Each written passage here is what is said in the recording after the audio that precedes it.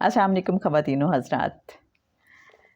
مرشد کامل روحانی اسکالر جناب سید سرفراز احمد شاہ صاحب کی کتاب جہان فقیر بہت ہی انفارمیٹیو کویسچن اور آنسر، بلکہ میں تو سمجھتی ہوں کہ یہ ہم سب کا سوال ہے اور ہم سب کو اس کے جواب کی ضرورت ہے. کسی کا رزق نپا تلا ہو، وہ مسلسل سٹریس اور ڈپریشن میں رہتا ہو، تو رزق کی فراوانی کے لیے وہ کیا کرے؟ جناب سید سرفراز احمد شاہ صاحب اس کا جواب یوں عطا فرماتے ہیں کہ یاد رکھیے، انسان جس چیز کے پیچھے بھاگتا ہے وہ چیز انسان کے آگے بھاگتی ہے، اور انسان جس شے سے جان چھڑانا چاہتا ہے وہ اس کے پیچھے پیچھے بھاگتی ہے. ہم رزق کے پیچھے جتنا زیادہ بھاگیں گے وہ اتنا ہی ہم سے دور بھاگے گا. جتنا ہم اس کے لیے بے فکر ہو جائیں اتنا ہی یہ ہمارے پاس آئے گا. ایک صاحب نے مجھ سے کہا، تمہیں اولیاء کرام سے ملنے کا بہت شوق ہے، چلو میں تمہیں ایک ولی اللہ کے پاس لے جاؤں. یہ ان دنوں کی بات ہے جب میں نے نئی جاب شروع کی تھی. جاب شروع کرتے ہی میرے اندر ایک خواہش پیدا ہو گئی جو آہستہ آہستہ بہت اسٹرانگ ہوتی گئی. میں ان دنوں یہ دعا کیا کرتا تھا، یا اللہ مجھے اتنا وسیع رزق عطا فرما دے کہ میری جائز ضروریات پوری ہونے کے بعد اتنا رزق بچ رہے جس سے میں تیرے بندوں کی خدمت کیا کروں. یہ 1966 کی بات ہے. مال روڈ پر جی پی او سے کینٹونمنٹ کی طرف جائیں تو راستے میں لیفٹ ہینڈ پر جو ریگل کا بس سٹاپ ہے اس کی بیک پر ڈاکٹر ظہیر بیٹھتے تھے. میں ان سے ملا. انہوں نے میرا نام پوچھا. میں نے وہ نام بتایا جو میرے والدین نے رکھا تھا، سرفراز احمد. کچھ دیر وہ سوچ میں ڈوبے رہے، پھر سر اٹھا کر بولے، آپ سید ہیں؟ میں نے کہا جی ہاں. کہنے لگے، اللہ آپ کا بھلا کرے. میں نے ان سے عرض کیا، دعا فرمائیے اللہ مجھے وسیع رزق عطا فرمائے. کہنے لگے، تمہاری اپلیکیشن میں نے اوپر بھیج دی ہے، جب جواب آئے گا میں تمہیں بتا دوں گا. کئی ہفتوں بعد میں نے ٹیلی فون کیا. کہنے لگے، جواب آ گیا ہے، آپ آ جائیے. میں نے چائنا سے آپ کے لیے جیسمین ٹی منگوائی ہے اور برفی بھی آپ کا انتظار کر رہی ہے.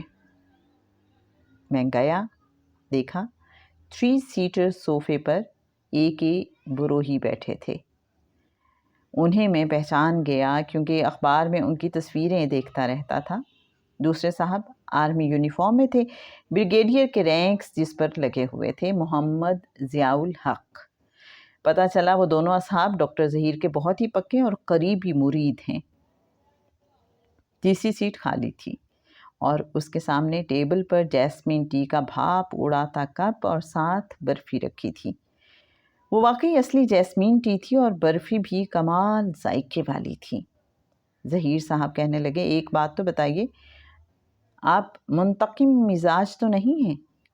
میں نے کہا، حضور اللہ کا بڑا احسان ہے، انتقام لینا تو دور کی بات ہے. جس روز سے ہوش سنبھالی ہے تب سے اب تک کبھی خیال بھی نہیں آیا کہ دشمن کو برا ہی کہہ دوں. کہنے لگے، پھر تو سب خیر ہی خیر ہے. جنہوں نے رزق کی فراوانی کے بارے سوال پوچھا ہے انہیں اپنے سوال کا جواب انہی باتوں میں مل جائے گا.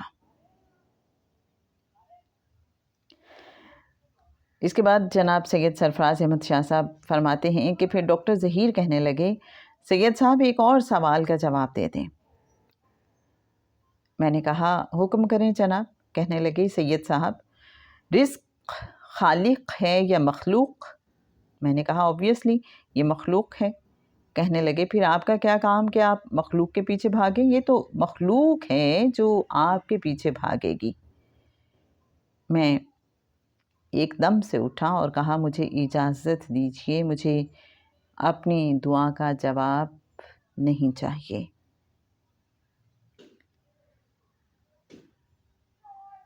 ڈاکٹر ظہیر صاحب نے یہ جو فرمایا تھا کہ آپ منتقم مزاج تو نہیں ہیں، اس سے ہمیں سمجھ لینا چاہیے کہ انتقام کا جذبہ ہمارے رزق میں کمی کا سبب بنتا ہے. دوسری بات انہوں نے بہت آبویس کہہ دی کہ رزق اگر مخلوق ہے تو پھر اس کے پیچھے کیوں بھاگوں، وہ میرے پیچھے کیوں نہ بھاگے۔ رب تعالیٰ سے رزق لینے کا طریقہ پہلے بھی عرض کر چکا کہ رزق آپ کے پاس اگرچہ تھوڑا ہی ہو، اس میں اللہ کے بندوں کو حصے دار بنا لیجئے۔ اگر رزق میں کسی طرح اضافہ نہ ہو رہا ہو تو آپ کو چاہیے اپنی سسٹرز سے جب بھی ملیں کچھ نہ کچھ انہیں دیں۔ آپ کو ایسے بہت سے لوگ مل جائیں گے جنہوں نے اپنے رزق میں رب تعالیٰ کو پارٹنر بنایا ہوا ہے، ان کے ہاں یہ ڈکلیئرڈ ہے کہ رب تعالیٰ میرے اتنے فیصد منافع کا حصے دار ہے۔ وہ اپنے پروفٹ میں سے اتنا حصہ نکالتے ہیں اور رب تعالیٰ کے نام پر دے دیتے ہیں۔ یہ رب تعالیٰ سے وسیع رزق وصول کرنے کا ایک طریقہ ہے۔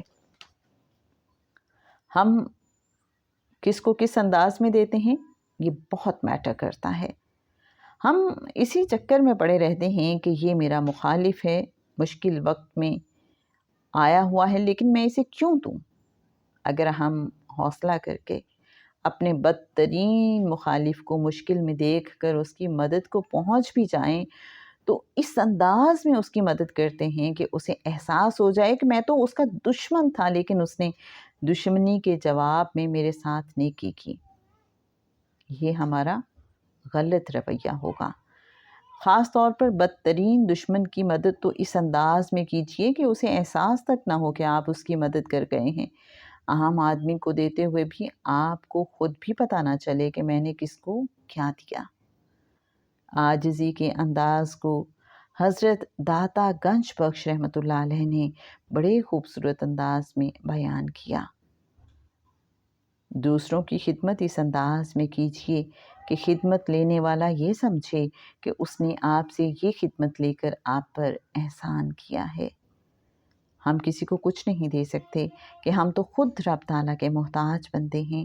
جو کچھ ہمارے ہاتھ سے جا رہا ہے وہ ہم دے نہیں رہے، ہم تو صرف دوسرے کی خدمت کر رہے ہیں کہ ہم دینے کی پوزیشن میں ہی نہیں ہیں۔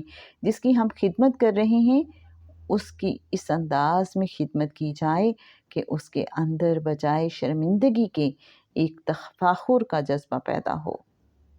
جی میرے محترم ناظرین، تو شاہ صاحب فرماتے ہیں کہ جس کی ہم خدمت کر رہے ہیں اس کی اس انداز میں خدمت کی جائے کہ اس کے اندر بجائے شرمندگی کے ایک تفاخر کا جذبہ پیدا ہو کہ اس نے یہ خدمت لے کر ہم سے اپنا حق وصول کیا ہے۔ جب ہم یہ رویہ اور انداز اپنا لیں گے تو پھر رزق میں کمی نہیں آئے گی۔ تو میرے اچھے ناظرین، بہت ہی اہم روحانی نکتے اور رزق میں فراوانی کے طریقے ہم نے جانے اور سمجھے۔ سب سے پہلی بات تو یہ ہے کہ منتقم مزاج نہیں ہونا۔ اگر کہیں ہمارے اندر کسی سے انتقام لینے کا جذبہ پوشیدہ ہے تو اگر ہم چاہتے ہیں کہ ہمارے رزق میں فراوانی ہو جائے تو ہمیں اپنے اندر سے انتقام کا یہ جذبہ ختم کرنا ہوگا۔ پھر جو دوسری بات شاہ صاحب نے فرمائی ہے کہ رزق مخلوق ہے اور پیچھے نہیں بھاگنا۔ پھر تیسری بات یہ ہے کہ اپنی بہنوں کو کچھ نہ کچھ دیتے رہا کریں، جب بھی چاہیں کچھ بھی، کسی وہ کیش فارم میں ہو سکتا ہے، وہ کوئی بھی چیز انہیں لے دیں، کسی بھی فارم میں ان کی ہیلپ کریں۔ اور شاہ صاحب اس حوالے سے کسی ایک اور سوال کے جواب میں فرماتے ہیں کہ صاحب ثروت بھی ہے اگر بہن اور بہت پیسے والی ہے تب بھی آپ کچھ نہ کچھ اسے ضرور دیتے رہا کریں۔ اور اس سے اگلا طریقہ شاہ صاحب نے جو بتایا ہے یہ کہ آپ اپنی آمدنی میں جو بھی آپ کو پروفٹ ہو رہا ہے، جو بھی آپ کی انکم ہے، اس میں اللہ تعالیٰ کو پارٹنر بنا لیجئے اور ضرور اللہ کے نام پہ روٹین میں کچھ نہ کچھ دیتے رہا کریں۔ اس سے بھی رزق بہت وسیع ہو جاتا ہے۔ اس کے علاوہ پانچواں طریقہ کیا ہے؟ پانچواں طریقہ یہ ہے کہ دشمن آپ نے دیتے ہوئے یہ نہیں سوچنا کہ اگر دشمن بھی آپ کا مشکل میں ہے تو بہت چپکے سے خاموشی سے اس کی مدد کر دیں، اس کو پتہ بھی نہ چلنے دیں کہ آپ نے اس کی مدد کی ہے۔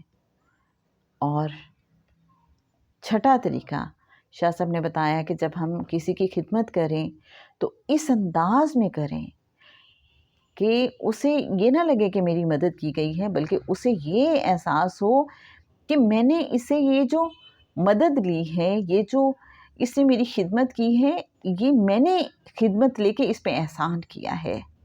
اتنی عاجزی ہونی چاہیے جب ہم کسی کے کوئی کام آتے ہیں، کسی کی کوئی مدد کرتے ہیں، اور یہ بھی سوچنا ہے کہ میرا اپنا تو کچھ ہے ہی نہیں، سب میرے رب کا عطا کرتا ہے۔